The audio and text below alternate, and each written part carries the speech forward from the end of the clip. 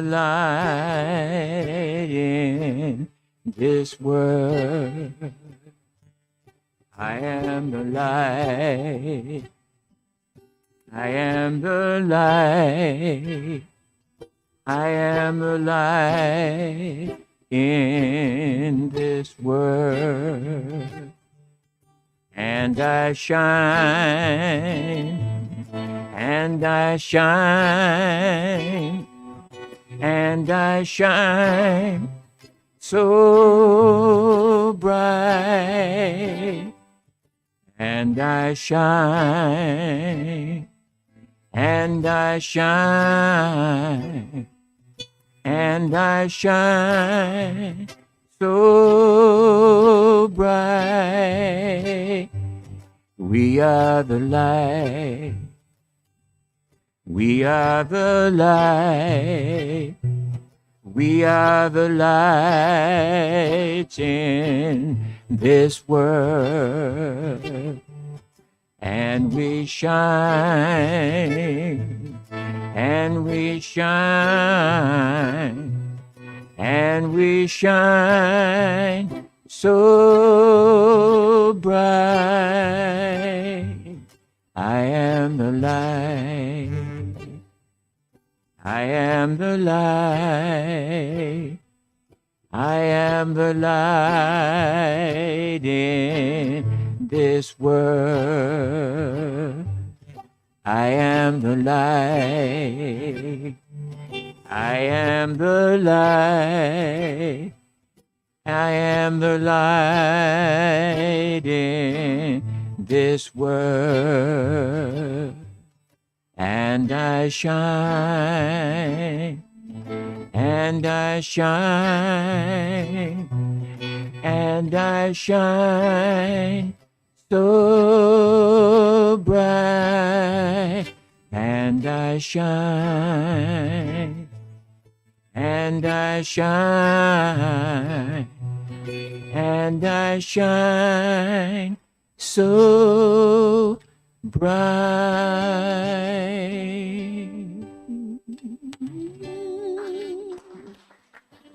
Good morning, everybody. Yes, good morning. Good morning. Good morning, Sunny. Yes. I am the light, Yes. and I shine so bright. What a beautiful opening. Hello, beautiful Rev Angela.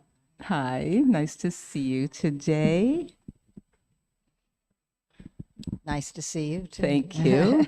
Welcome to our beloved service today.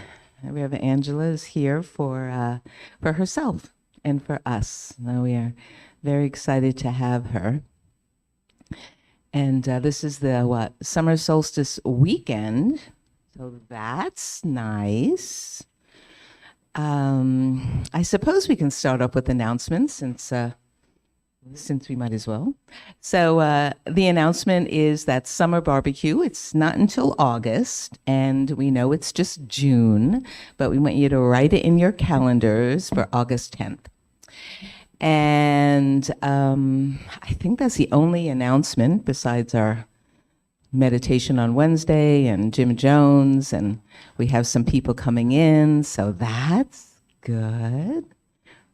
Welcome, everybody. Come on in. Take your time. Find a seat. Just starting. That's good. So he's a welcoming crew out front, so we love it when everyone kind of comes on in. We love that. We love when you come on in. So my name is Andrea, and I'm the practitioner for the service and one of the practitioners here at Hilltop.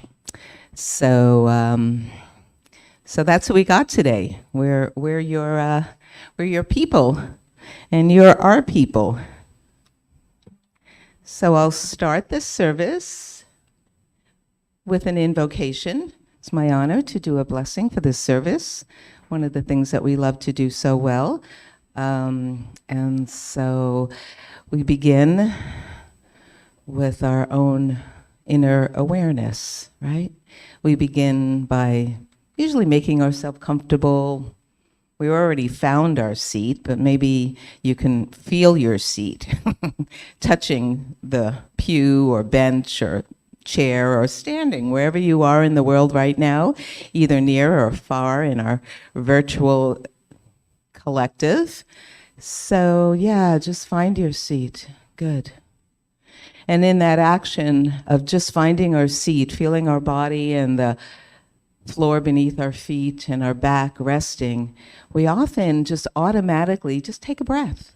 You know, it's just what happens. And as I look out, I see a prayerful continent. You know, I see people already in that mode of bringing our attention into the consciousness of love and light. Well, the truth is, the words have such powerful meaning, that we are the light, that I am the light. So our service is just in that vein, right? It's acknowledging, it's reaffirming, it's lifting our spirit, it's knowing who I am in this moment and the next through the beingness of being present in this place. It reminds us through all the ups and downs of this time, through all that we encounter and sometimes even endure, we come to a sanctuary of love and light, and we're uplifted as we remind ourselves and each other who it is that I am. So I offer that to you now. I offer that I am the light. And maybe you can feel that within yourself in the way of just simply breathing it in. What does that mean to you? You know, I'm the breath of the flower, the fragrance of the lilac, you know. I am the beauty unfolding all around me. I am all that I am and more, and help me, Mother, Father, God, to realize this, to know this truth within me. Wake me up each and every day so I could remember that I am the light. We remind ourselves, we remind each other through a practice, a spiritual practice, a practice of connection. I know we all have it. I see you. I see that you, each and every one of you, have this. And your consciousness is right here and now present, right here and now in your heart, in the being that I am, in the being that we are. So, in blessing the service, what I know is it's already blessed. It's already done. It's laid before us. We are here. And so many multiples of people, seen and unseen, are here. We have arrived.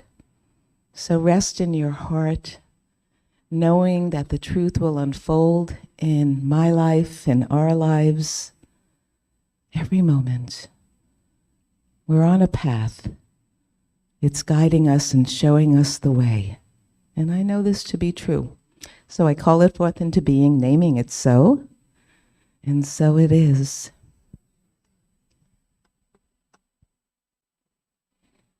So I have a reading today. We'll do a short reading, and then we follow that with a 3-minute meditation. Those of you who have come perhaps for the first time. So the book is from actually a beautiful friend who's also a practitioner. Her name is Jennifer. She was up here some months ago, and she did a reading from the same book called Soul Awakening Practice by James O'Day, and I just loved it. I loved what she said. I loved what she read. So before I read that, I'm going to read this really beautiful prayer, and somewhere in here, it's worth it. And it's only 6 lines. And so what he says is say this every day 4 times. Okay, so I'll just say it once, maybe I'll say it twice. And it's very simple, 6 simple lines. You think about yourself, you think about somebody else, you think about the community, life, the world. So this is what these words are. Soul awakening. Heart opening. Light shining. Love flowing. Wounds dissolving, peace radiating. And the reading for today, as you contemplate that, is: in the inner reaches of your heart, a light shines. It is a light that is eternally present. The primordial light that shines in the heart is the light of consciousness and the progenitor of all light in the world. So we'll do a 3-minute meditation. Just do this gong to bring us in and bring us out.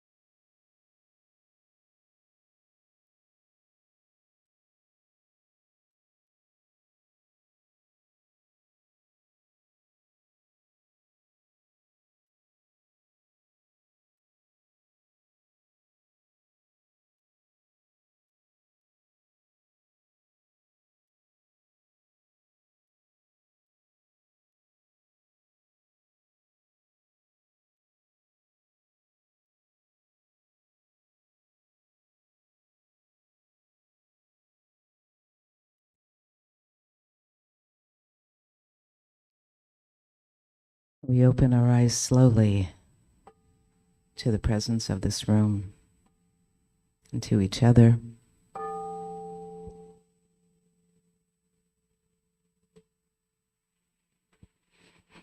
And for some more music.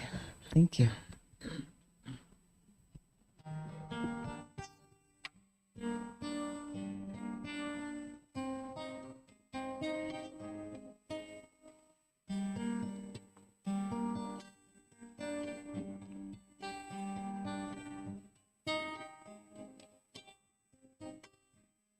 I got the Spirit in me. I feel the Spirit in me. I got the Spirit in me. 'Cause God's love is taking hold. What a blessed time we live in now as we gather in this room. We feel the Spirit deep within us by the things we say and what we do. I got the Spirit in me. I got the Spirit in me. I feel the Spirit in me, and I know you do too. We got enough love to make things happen. We got enough love to find the magic. We got enough love to open heaven's door. United in love, we are the soul of God. We're on a journey that must not stop.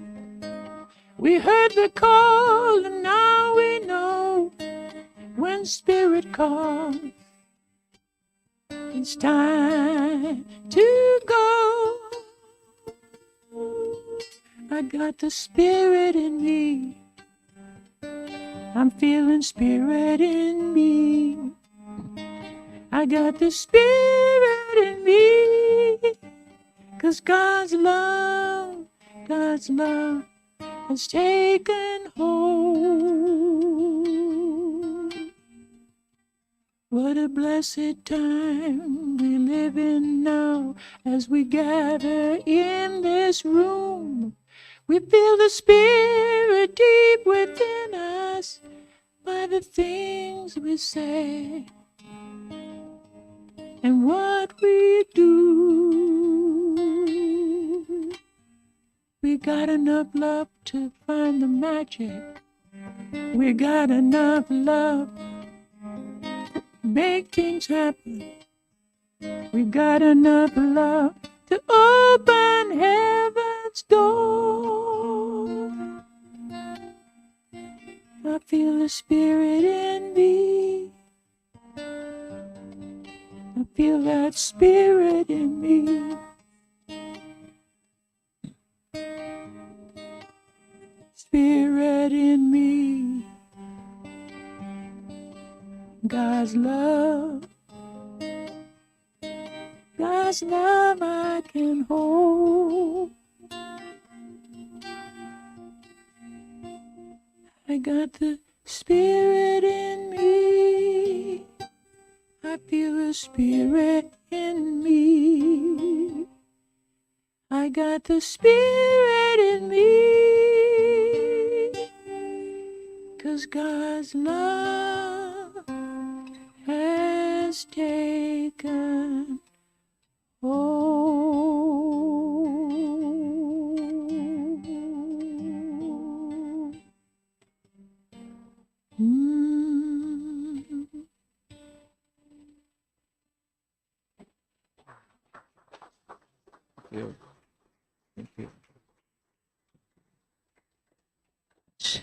Thank you so much.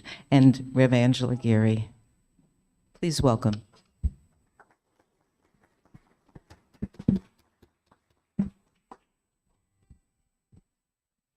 Let's take a couple of breaths.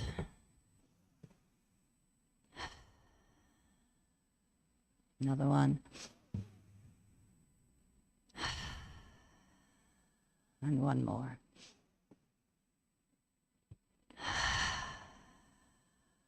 Got the Spirit in me. Something about the register Sonny sings in often brings us right in to the heart.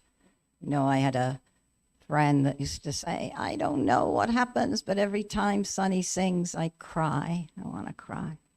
I want to honor that, whatever is going on for us. The tenderness is just maybe a few breaths below the surface, is the truth of it. And how good it is to pause and get still and feel spirit and feel whatever else is in the heart. Because as Gangaji says, the very not allowing the heart to break is the broken heart. So we have to let our hearts crack open in wild abandon and have the courage to feel it all. So last week, Reverend Guy talked about, habits that we have, things that stand in the way, perhaps, of us being our fully evolved, magnificent selves. And the charge or the invitation was for us to participate in the awakening of the planet through love. So I want to take a little bit of a deeper dive into all of that today to kind of follow along with that topic. Because, as Jean Houston says, this is jump time. This is jump time. That there's an evolutionary something happening, and there's a shifting in our brains that we've already been coded for. And the coding is for a new human. The coding is for Homo luminous, as Alberto Villaldo would say. Bright beings. We're in it. We're in the shifting right now. And we're being coded. Different codes are coming in. I talked about this probably in the last year or so, but it's so vital right now. And she says, Jean Houston, we have an understanding of the nature of the universe, of how we are a fractal equivalent of the universe in our own space-time suit. So we know this. We know we're a microcosm of the macrocosm. We know we're infinite intelligence made manifest in the flesh. We know we're manifestations of love from the one heart. And our journey is to embody that. We have to become embodied with these principles, with these teachings, which means we breathe it into every cell of our being, and we move into this shift of the new human that is being birthed within us even right now as I'm speaking these words. And to know that we're held and we're cradled and we're safe as we go through what anybody goes through in a growing process. The expansion and the contraction. The joy and the sorrow, the pain and the loss, the win and the gain, the death and the birth, all of it happening at a tremendous pace right now. It's happening fast. Perhaps we can feel it. And so I was thinking about the talk, and I was thinking, let's revisit the kingdoms of consciousness that Michael Beckwith developed several years ago, and there's varying models of it from other people too, but just in case you're not familiar, kingdoms of consciousness. The first kingdom is victim blame consciousness. It's done to us. For kingdom 2 is when we start to learn some of the laws of attraction. We start to recognize that we can manifest. It's done by me. And this is powerful, yet it's still ego-driven. We decide what we want. We put that out there through our prayer, through our affirmation, through our vision boards, through all of those things. Nothing wrong with that.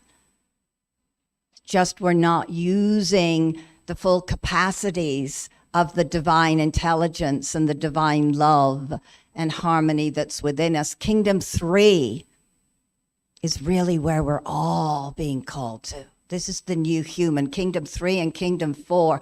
Kingdom 3, it's done through me. It's done through me, not by me. Thy will be done. Thy will be done. We surrender. We speak our truth, the qualities we want to feel, the feeling tone of things, and we leave the rest to spirit. Kingdom 4, it's done as me. Jesus consciousness. It's done as me. I am it. I know I'm that light. There's no separation.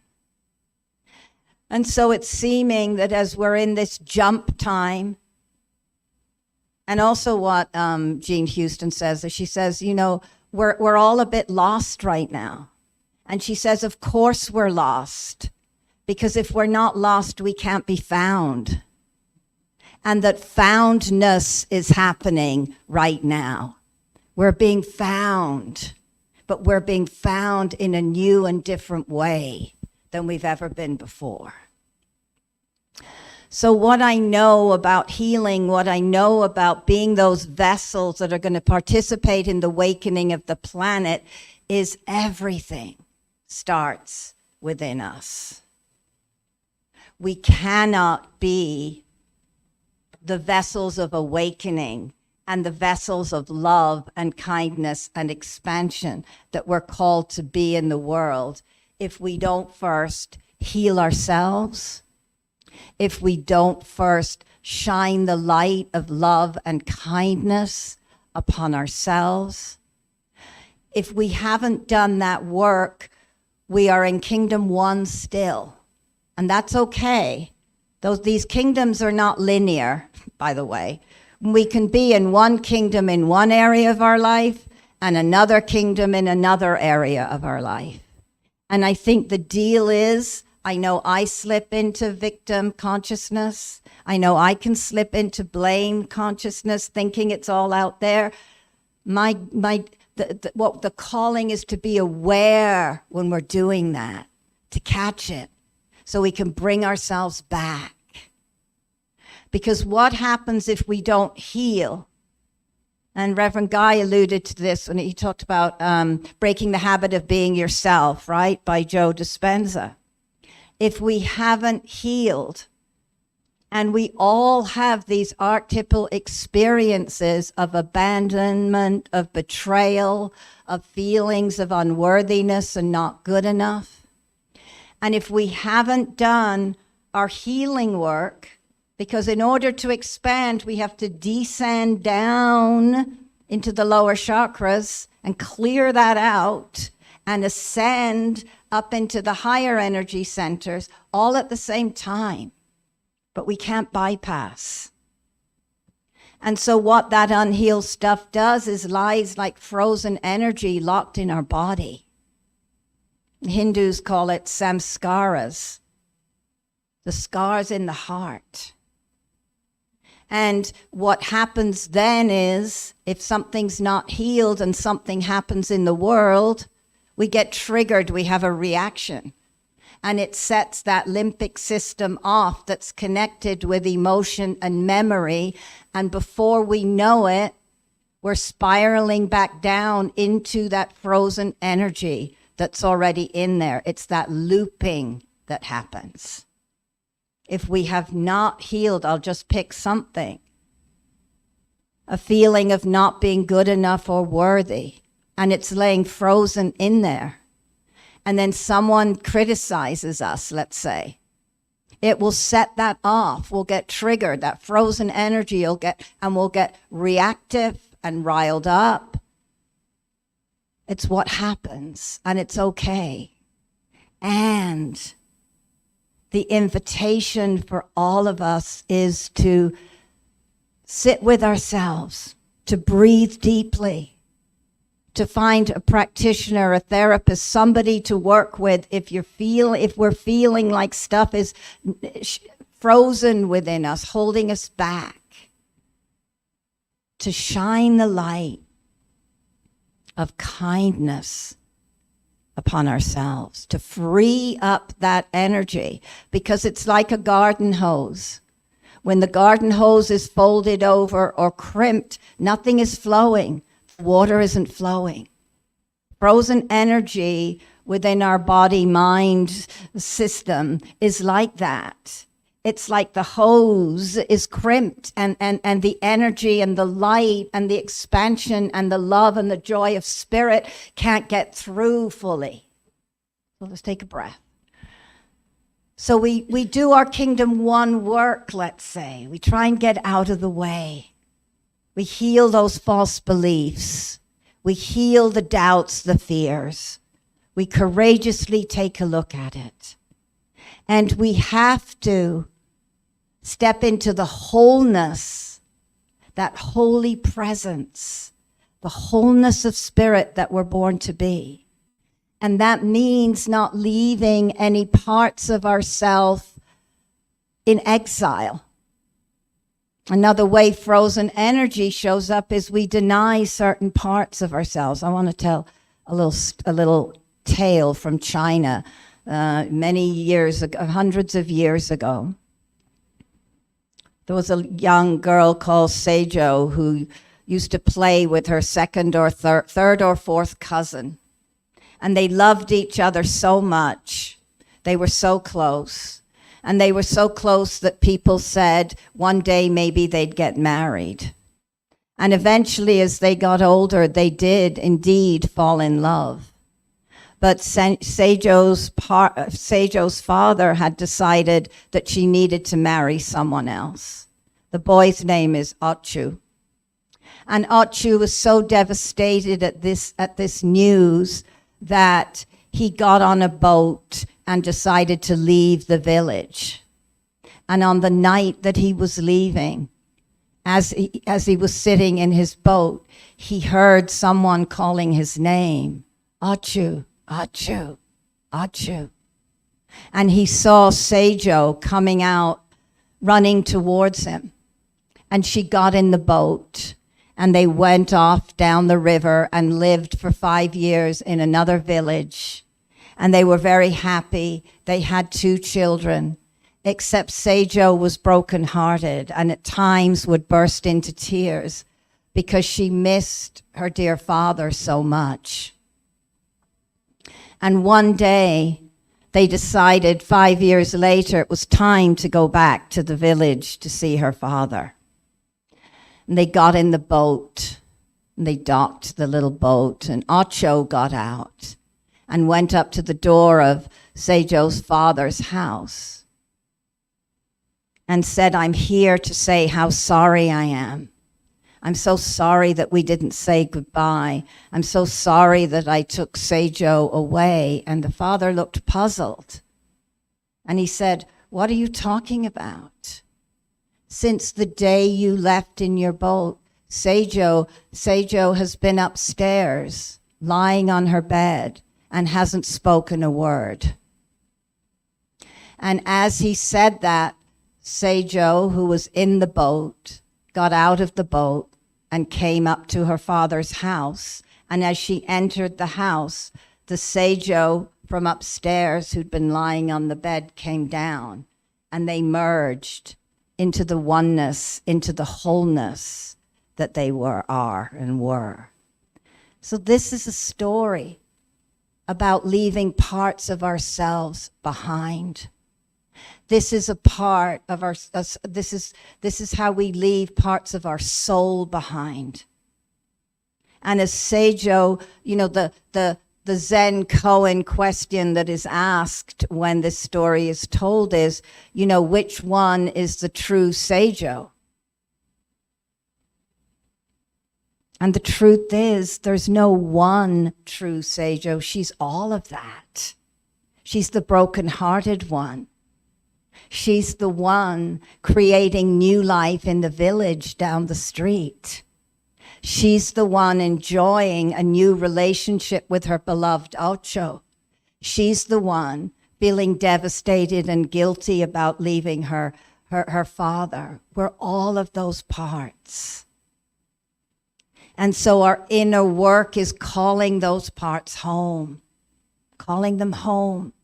It's a homecoming. Come home. I see you. So we ask, what parts have we left in exile? What parts are waiting for us to say, I see you, and it's okay.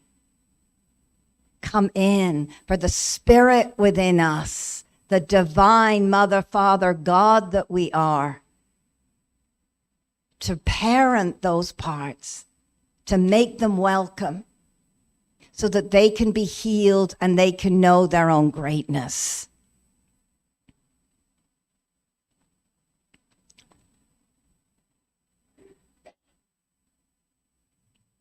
This is a quote from the Katha Upanishad.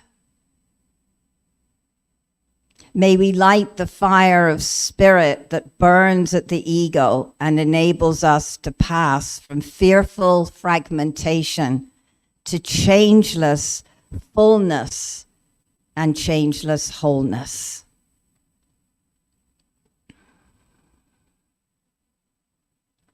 So we move out of Kingdom 1 through the power of radical self-love and kindness. Kindness to ourselves. I think that's the greatest tragedy sometimes, is how hard we are on ourselves. You know, I'm working with someone right now who is just the most sweet, loving, gentle, kind being with everybody. And she's just so the opposite with herself, at her own admittance. And she's in a terrible dark night of the soul and depression. And my coaching or my encouraging is, can you just be kind? Can you just be kind to the part that's depressed? Can you be kind to the part that's lost her way? Can you be kind to the part that feels hopeless? Because that's what we need. That's what we need. That's what that part within her needs more than anything. So let's move out of Kingdom 1. Take a breath. Here we go. Call all your parts home, just even with intention. Just be curious about that. So we move to Kingdom 2. It's done by me. I'm the great creator. We consciously create and manifest. In Kingdom 2, we get to hone our skills. We get to practice these techniques. In the foundations class in Science of Mind, they used to call it, we manifest princesses, parking spaces, and palaces, or princesses if you'd rather. But, we manifest, and we get very excited at that because that does work. The law of attraction works, and it can work at the consciousness of Kingdom 2, which is we get really specific about what we want and how we want it to look and be and time frame, and we can manifest that. But we've missed Spirit's greatest vision if we get too detailed. If we can leave some of that to Spirit, to Source, we'll have much bigger manifestations. So we're made in the image and likeness of the divine. We recognize that we have the capacity to think independent of circumstances, that we're not limited, that we don't have to be fooled by the world of appearances, that there's another realm, there's a parallel universe beyond the veil, beyond appearances. This is the realm we want to get to. This is the Homo Luminous. This is it, living here. That's the calling. Doesn't matter what's going on. It does, but we don't have to be defined by what's going on in our body, by what's going on in our mind, by what's going on in our circumstances and the appearances of the conditions, because we know there's another realm and we can tap into it. And we can be miracle workers, and we can think and know that miracles happen all the time. We move into that consciousness. We participate in our own unfolding. And Michael Beckwith says, if you're telling yourself something that's limiting in scope, you are lying to yourself. That's a powerful statement, right? We've been habituated to see ourselves as limited somehow. We've been conditioned, numbed out. Don't get me started on all that. That's a whole nother thing, right? We see it so clear more and more. But numbed out, dumbed down, limited. Because what would happen if we all knew how powerful we really are? What would happen if we all loved fearlessly and without holding back? What would happen if we knew it was our divine and inherent birthright to live in freedom no matter what? What would happen? Well, we're about to see I don't know when this huge change, we're in it, but we're feeling it, we're sensing it. It's happening. We have to get out of our own way. That's the work we do with the frozen energy. Let me get out of my own way. Let me change my physiology. Let me shift what's going on in my body, mind, and spirit so I can be the vessel, so I can be part of the evolution and the revolution that's coming with it. I think maybe there has to be a revolution of the soul. So we establish an intentional life. One for each day. We're intentional with our life. We set the soul's infinite capacity. We set free that soul's infinite capacity, and we know that our heart's desire and the divine will are one and the same. Our heart's desire and the divine will are the same. The universal wants to individualize, and the individual wants to universalize. We're all one. Spirit's on our side. Spirit's got our back. Spirit, this parallel universe, this energy of harmony and peace and joy and freedom and well-being, wants only that for us. We have to be co-creators with it. We have to move our feet. We have to keep doing our healing work. We have to be willing to go in and look at the places that are scary. Apparently, Pema Chodron, I don't know if it's a new book, but she has a book called, let me just find it. It's worth a little chuckle. No, not really a chuckle, but the places that scare you. The places that scare you. And the sad thing is that several people say they're too scared to read that book. They're too scared to read that book. That's what I mean, frozen energy. Are we too scared to look? Are we too scared to read the book? Are we too scared to let our heart break? Or can we trust? Can we trust that that's the very thing that needs to happen so that we can live in an intentional life, so that we can plant seeds of faith and trust and joy and love and kindness and watch them come into fruition? Here's a beautiful poem from Mirabai, the 16th century Hindu poet. Apparently she was a devotee of Krishna. Listen, my friend, this road is the heart opening. Kissing the feet, resistance broken, tears all night. If we could reach the Lord through immersion in water, I would have asked to be born a fish in this life. If we could reach him through nothing but berries and wild nuts, then surely the saints would have been monkeys when they came from the womb. If we could reach her by munching lettuce and dry leaves, then the goats would surely go to the Holy One before us. If the worship of stone statues could bring us all the way, I would have adored a granite mountain years ago. Mirabai says, the heat of midnight tears will bring you to God.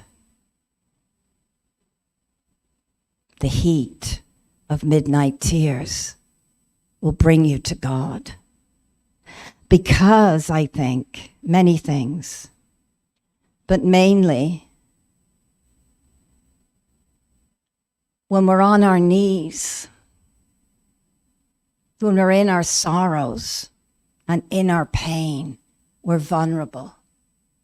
We're vulnerable. And vulnerable is a beautiful thing to be. It's undefended. It's open-hearted. It takes the greatest strength and courage to sit in our vulnerability. It takes the greatest strength and courage to show up with each other in our vulnerability. It truly does. And we've been told and conditioned that being strong is holding it back, that being strong is pulling ourselves up by the bootstraps and not letting whatever is going on affect us. We all got good at that. So we don't get defined by our sorrows, but we lean into them and we remember the joys all at the same time. And as the heart breaks, not only does the sorrow come out, but the joy comes spilling out all at the same time. More joy, more light, more freedom than we could ever imagine. So we get to plant the seeds of what we want, and Spirit takes care of the rest. We're intentional with our life. We know we're powerful manifestors. We feel into it. You know, the universe spirit responds not to words spoken at rote. It responds to the feeling tone of something, the feeling tone. What are the feelings? What is the vibration I want to live in? Live into that. And let Spirit guide and show us how that's going to be made manifest in the world. To get out of our own idea for how it needs to be. And let Spirit have its plan. And an interesting little lesson, I guess, experience with this. On Thursday night, we had our, I do a third Thursday event in the evening. And we already had a couple of people who were normally with us, weren't going to be with us, but we had this amazing solstice celebration planned. And we'd got this new format that we felt really good about, and the whole evening felt like I was really excited about it. And I'd been listening to someone on YouTube who talked about, mental rehearsing. Doing this, really it's Kingdom 2 is what I realized after the fact. You mentally rehearse in your mind how the evening is going to go. And I spent quite a long time, Greg was there, he's laughing. I spent quite a long time going through each segment of the night and who was going to do what and how this was going to blend into that, and it felt really good. And one of the key players is our neighbor Terry, who lives in the back of our house. And 10 minutes before, maybe 15, 20 minutes before we were dashing out the door, I hear her calling my name. And long story short, she broke her toe. So she had a broken toe. And it took time and energy to kind of take care of her. We were late getting there, and she was a major player. And I couldn't, because I had mentally rehearsed, I felt like I had this imprint of, no, this is how the evening's going to go. And then it's like Spirit said, I love that joke. How do we make God laugh? We tell her our plans. That's kingdom 3. Thy will be done. The human me had mentally rehearsed what I thought needed to happen. I don't know that I'll do that again. What I'd like to mentally rehearse is that the evening is filled with the high vibration of love, that there's joy in the room, that there's a depth that happens, that people are served and connected and flow is happening. But when we're in kingdom 2 and we get in the way, it can be difficult to pivot or switch, right? So just share that, because that's something that just I'm sitting with. How do I let go even more? Even more.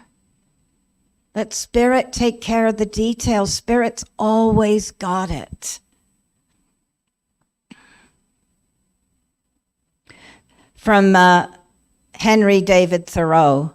Though I do not believe that a plant will spring up where no seed has been, I have great faith in a seed. Convince me that you have a seed there, and I am prepared to expect wonders. We plant the seed of love, the seed of harmony, the seed of thy will be done, Spirit, and leave the rest. And we generate a field that has nothing to do with this world when we practice that. Nothing to do with this world. Gratitude gets us there.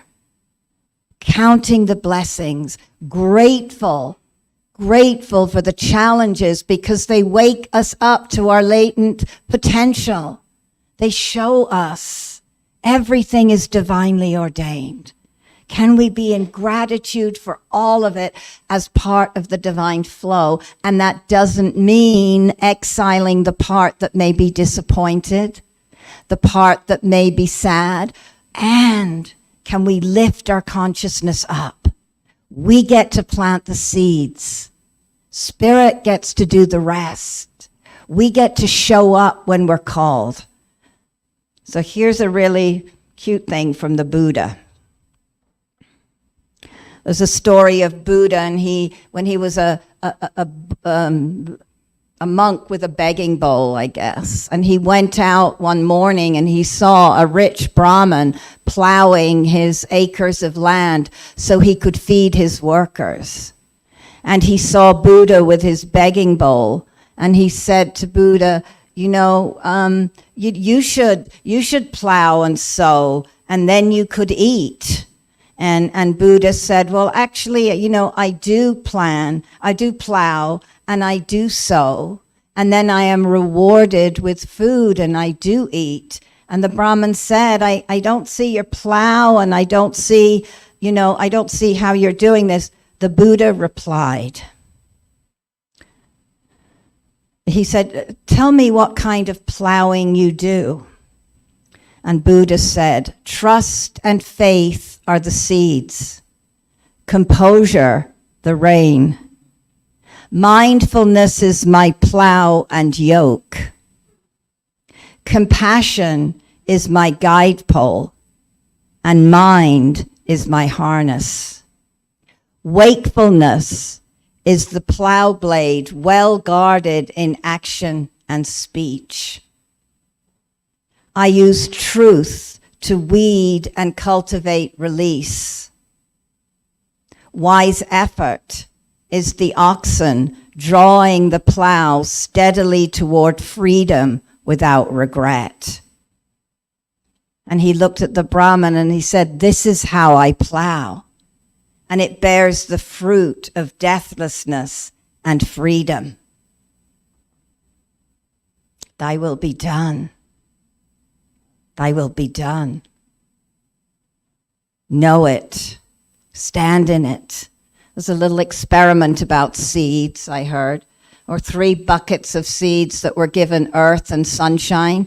And the first bucket, no one did anything with. The second bucket, people from all denominations stood over the bucket with the seeds in and prayed for the fullest bloom and visualized them blooming and, great. And those seeds bloomed twice as fast as the first bucket of seed.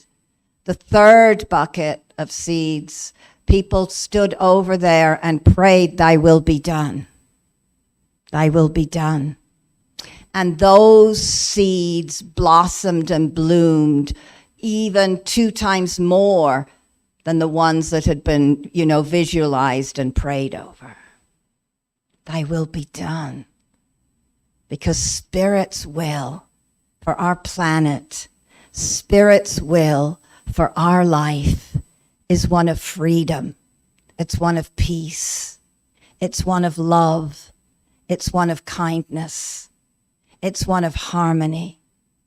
That's Spirit's will. So we can get out of the way and trust that. Thy will be done. Let me be an instrument of thy peace. Let me clear the samskaras, the wounds, the frozen energy. Let me release myself from old angers so I can be a peaceful warrior in this world. Let me allow my heart to crack open and be broken because there are sorrows in the world. And let me know beyond a shadow of a doubt that there's a container within me big enough to hold the joys of the world and the sorrows, and let me cradle them both, always. The way to freedom is the descension into our own being, freeing up every cell through every breath we take, and ascending into that higher aspect of ourselves that we're born to be.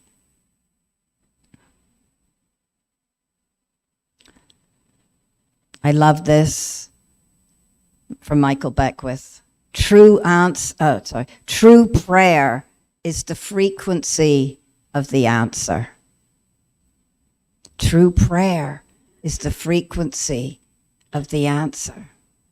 The solution and the answer to the snow caps melting are not to be found here in the world. The answer is in that other realm. It's in another frequency. That's the miracle that's going to happen. That's it. Right now, what's going on in our climate and our planet, we don't have the answers, the solutions, the resolutions. That doesn't mean there isn't one. It means it's on a different frequency. And we have to get there in order to tap into that, because that frequency is always broadcasting. It's not intermittent. It's always there. We just keep aligning with it. We keep saying, thy will be done. Spirit's will is not for the snow caps to melt. Spirit's will is not for the earth and the planet to be gone. Spirit's will is not for us to suffer. We have to get into that frequency. The solution is a vibration to getting into that highest vibration of spirit. And it works in our own personal lives as much as it works on the planet. So from Jack Cornfield, you give yourself to life. You can't know the results. They're not given to you. Your gift is to act with beauty, dignity, and compassion. To plant seeds.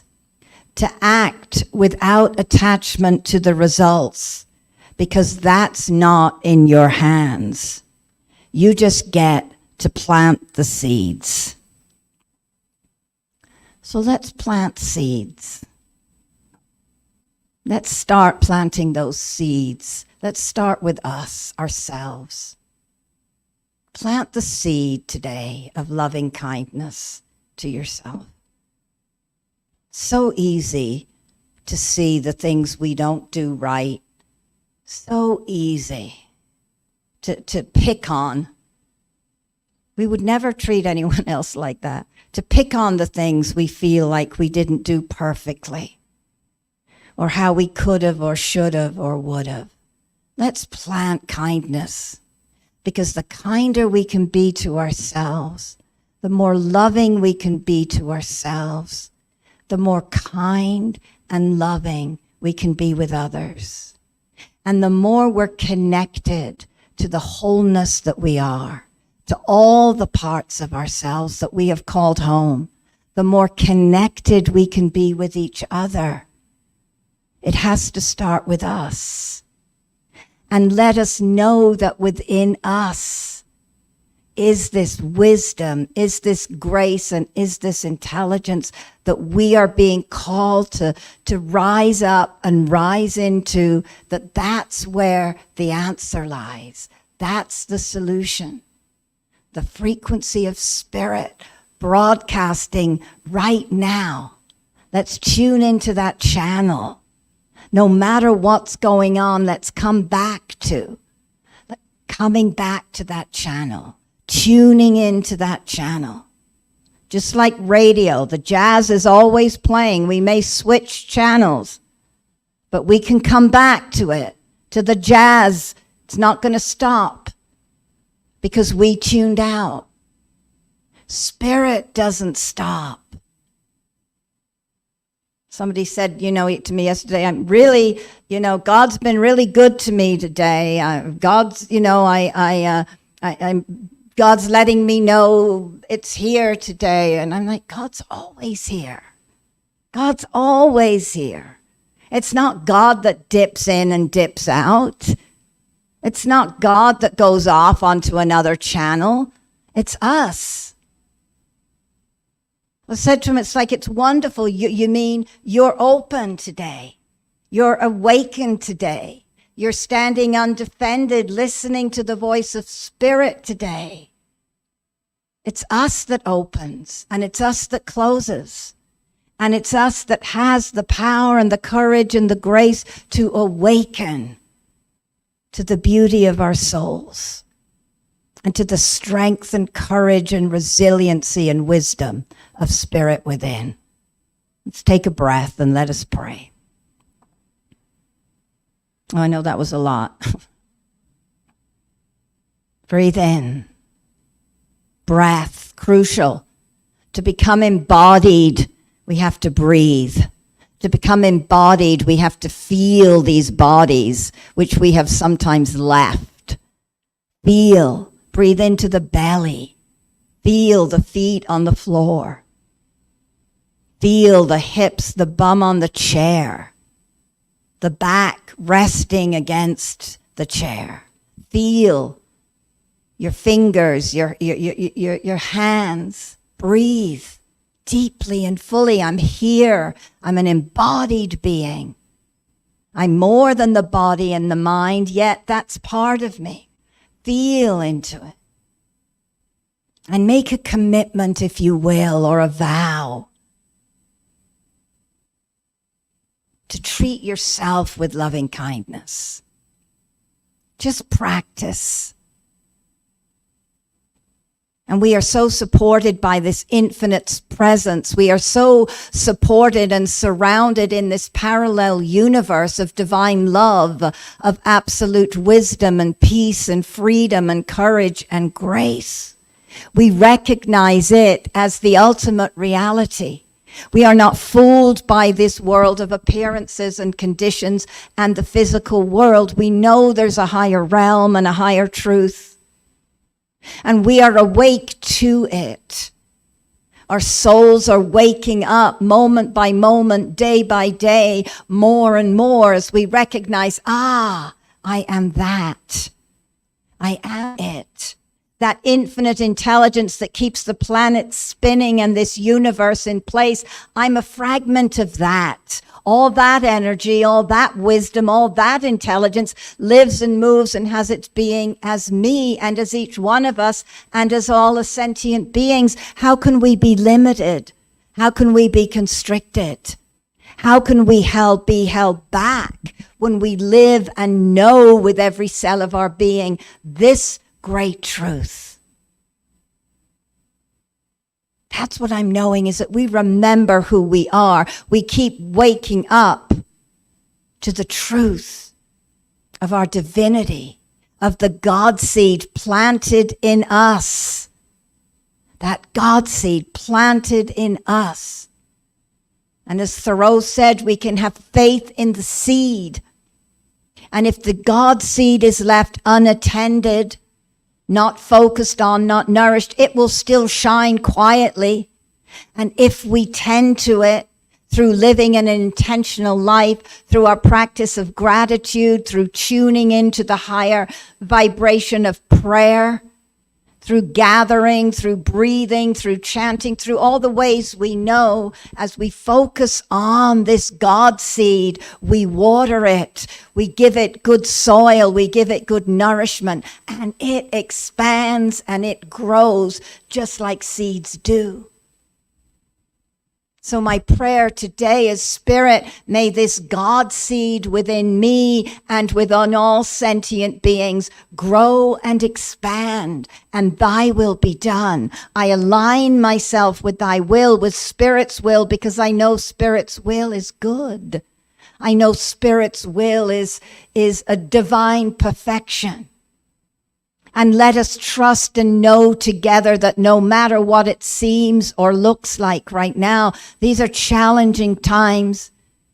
We're in that constriction and that uncomfortable place of growth, but let us know together that this is awakening.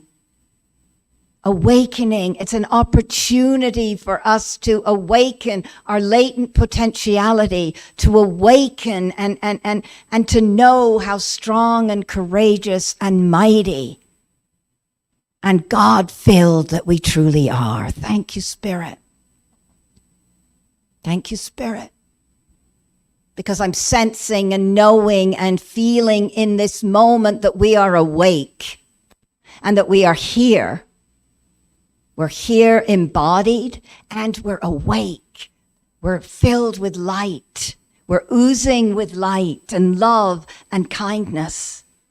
Thank you, Spirit, that we can awaken to our divine potential and be a vessel of loving kindness and participate in the evolution and the awakening that is happening right now. Let us be the ones. Let us surrender like we've never surrendered before. Let it all go. Grateful that we stand with the faith and trust of God, Goddess itself. Trusting it to lead us through. So with a grateful heart, I let it be. I set the law of attraction into motion, truly knowing beyond a shadow of a doubt that all is done in the mind of God. It's done. There's an imprint waiting for us to catch up with it. It's a few vibrations up there. Let's get up there together. Let Spirit drag us kicking and screaming if need be, or gently guiding us whatever we need. We have the capability. We have everything we need within us for this journey. And so it is.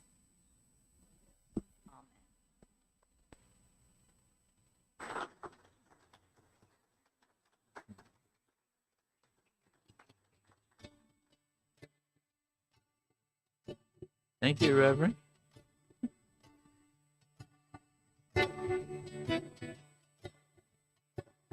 God's love keeps lifting me higher than I've ever been lifted before. God's love keeps lifting me, keeps on lifting me, and I'll be by your side forevermore. Once I was downhearted, disappointment was my best friend. And Spirit came and wrapped its arms around me, and I could stand up tall and face this world again. God's love keeps a lifting me, keeps on lifting me higher and higher and higher. God's love keeps a lifting me, keeps on lifting me higher and higher and higher. I'm so glad you finally found me. I'm the one in a million dreams. When you came and wrapped your arms around me, I could stand up tall and face this world again. God's love keeps a lifting me, keeps on lifting me higher and higher and higher. God's love keeps a lifting me, keeps on lifting me higher and higher and higher.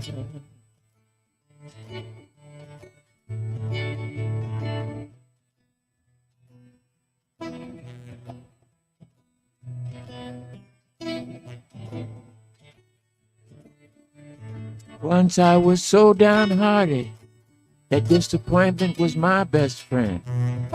Then Spirit came along and touched me on the shoulder and said, come with me, my friend. I'm so glad, Lord, my Spirit found me. It's the one beyond any dream. God's love keeps lifting me. It keeps on lifting me higher and higher and higher. Let's do that a little bit together here. God's love keeps lifting me, keeps on lifting me higher and higher and higher. One more time. God's love keeps lifting me, woo, keeps on lifting me higher and higher and higher. Higher and higher and higher.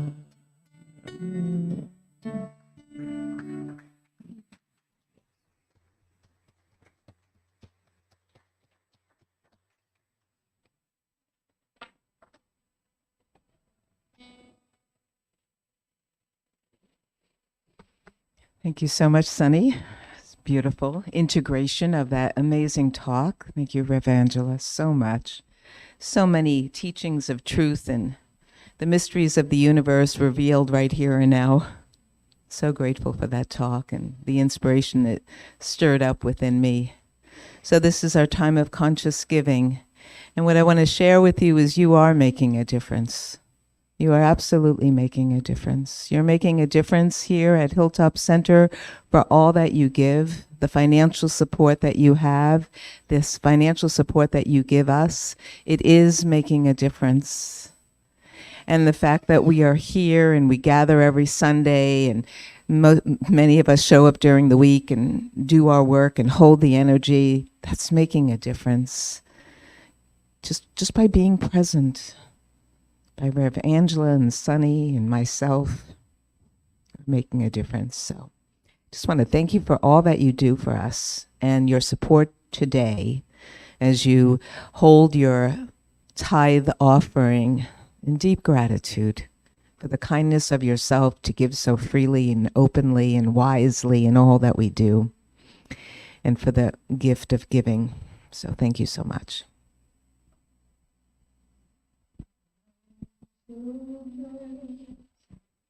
I am so blessed. I am so grateful for all that I have. I am so blessed. I am so blessed. I am so grateful. I am so blessed.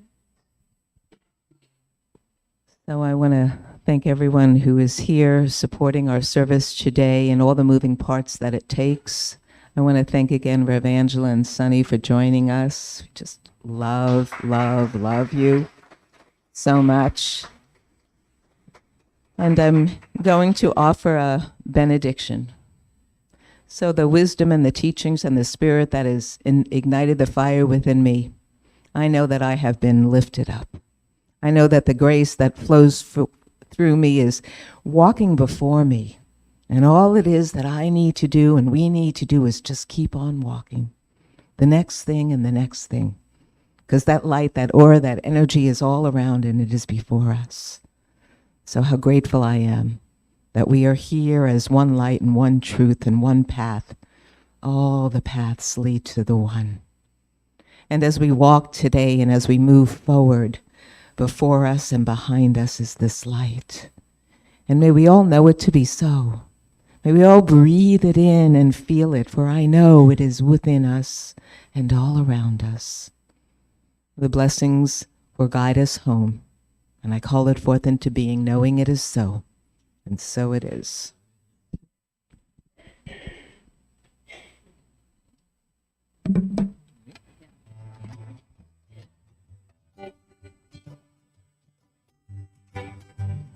This little light of mine, I'm gonna let it shine. This little light of mine, woo, I'm gonna let it shine. This little light of mine, I'm gonna let it shine. Let it shine, let it shine, let it shine. For the poor and the hungry folks, I'm gonna let it shine. For the poor and the hungry folks, I'm gonna let it shine. For the poor and the hungry folks, I'm gonna let it shine. Let it shine, let it shine, let it shine. Everybody, this little light of mine, I'm gonna let it shine. This little light of mine, I'm gonna let it shine. This little bark of mine, I'm gonna let it shine. Let it shine, let it shine, let it shine. Let it shine, let it shine, let it shine.